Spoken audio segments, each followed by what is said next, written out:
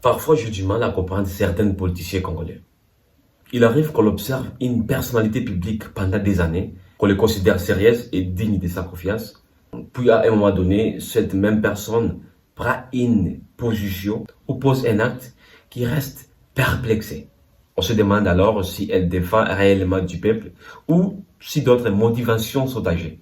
Ce que certains acteurs ont souvent tendance à évaluer chaque situation en fonction de leur intérêt politique avant tout. Lorsqu'ils ne perçoivent aucun avantage dans une négociation ou dans une cause particulière, leur engagement semble parfois limité. Et une autre réalité est que la manipulation de l'opinion publique reste un outil fréquemment utilisé dans les débats politiques, à travers les discours, les communications et les appels à la mobilisation. Certains responsables cherchent à orienter les émotions, la réaction de la population afin de renforcer leur position.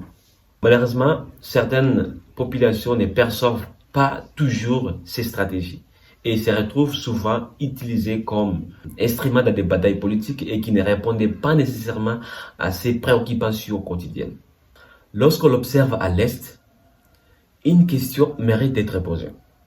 Depuis des années, des massacres, des déplacements et une insécurité persistante frappe de millions de citoyens. Pourtant, on entend rarement des appels massifs à des marches populaires ou à des mobilisations de la part de certains acteurs politiques. En revanche, lorsqu'il est question des réformes constitutionnelles ou des sujets liés au pouvoir politique, les appels à la mobilisation deviennent soudainement plus fréquents et plus visibles. Cette différence de traitement soulève des interrogations légitimes. Pourquoi certaines questions politiques semblent-elles nécessiter davantage d'engagement que les drames humains qui touchent directement les populations de l'Est du pays? C'est une question que chaque citoyen congolais devrait se poser avec lucidité et esprit critique. Car au-delà des discours et des slogans, la priorité devrait toujours être la protection des populations, la paix et la stabilité du pays.